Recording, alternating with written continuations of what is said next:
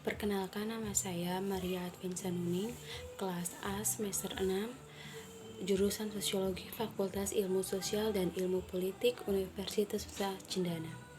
Di sini saya akan mereview buku dari Power Politics and Society, bab yang ke-6 dari mata kuliah Sosiologi Politik. Pada bab 6 ini mengenai tentang partisipasi politik.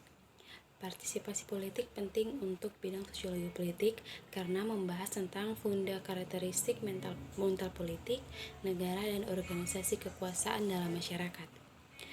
Banyak pekerjaan dimulai dengan studi tentang kewarganegaraan. Konsep kewarganegaraan merupakan artefak politik dan sosial. Dengan demikian, konsep kenegaraan penting bagi sosiologi politik. Kewarganegaraan mengacu untuk partisipasi atau keanggotaan dalam komunitas. Marx mencatat bahwa kewarganegaraan adalah ciptaan negara modern, suprastruktur yang muncul dari dinamika masyarakat berbasis kelas. Partisipasi politik secara harfiah berarti keikutsertaan dalam konteks politik. Hal ini mengacu pada keikutsertaan warga dalam berbagai proses politik. Keikutsertaan warga dalam proses politik tidaklah hanya berarti warga mendukung keputusan atau kebijakan yang telah digariskan oleh para pemimpinnya.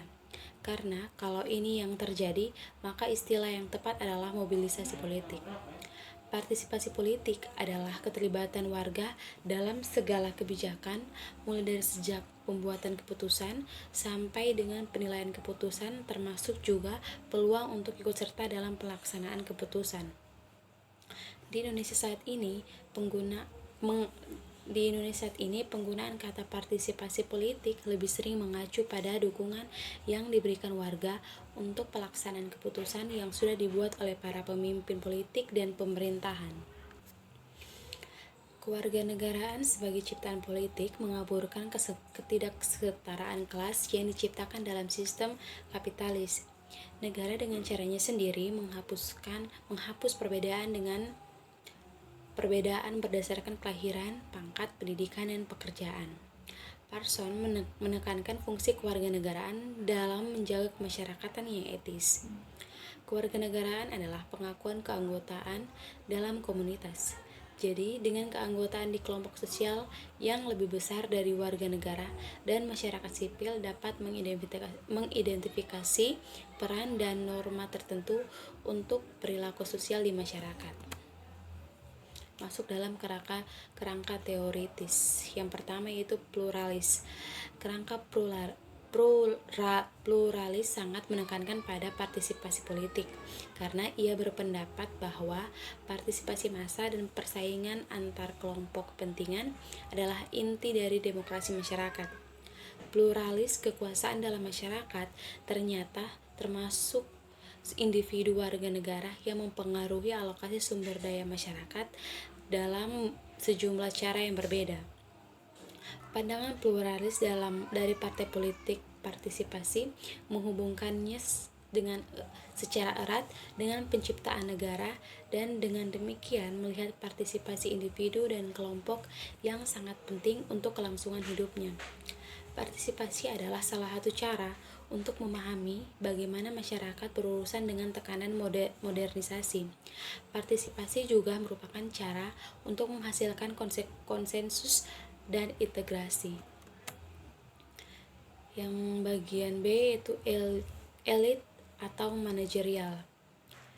Perspektif elit atau manajerial tentang partisipasi menunjukkan bahwa jalan untuk pengaruh yang asli atas kebijakan, alokasi sumber daya dalam masyarakat, atau pengaruh atas pengambilan keputusan pada kelompok kecil.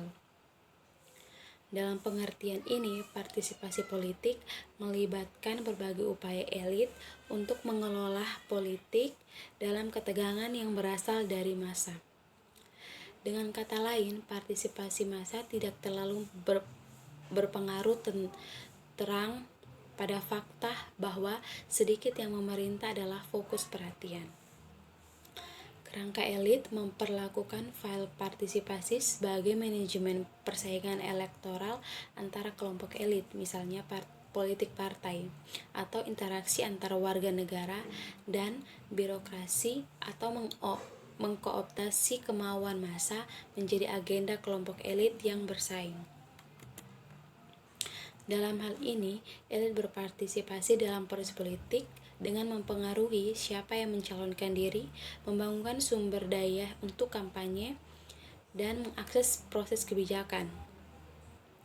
Untuk yang tidak terlibat atau massa yang berpartisipasi dalam siklus pemilu hanya sebagai pemilih, partisipasi dan pengaruh dikardilkan aliran sumber daya yang dikoordinasikan oleh kepentingan elit yang bersaing.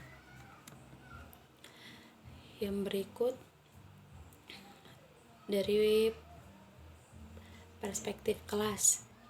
Perspektif kelas menyimpulkan bahwa partisipasi politik diperbolehkan hanya sejauh ia dipertahankan oleh kepentingan kelas kapitalis.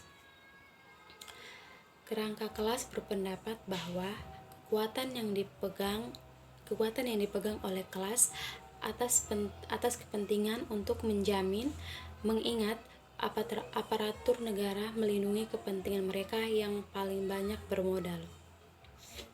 Untuk partisipasi dalam masyarakat bertingkat kelas mungkin simbolis atau mungkin sebenarnya menenangkan massa untuk tingkat persetujuan mempertahankan dominasi kelas atas. Begitulah pandangan kelas partisipasi dalam proses politik. Oke, sekian dari materi bab 6 tentang partisipasi politik. Maaf jika ada salah kata ataupun kekurangan materi yang belum jelas. Sekian dan terima kasih.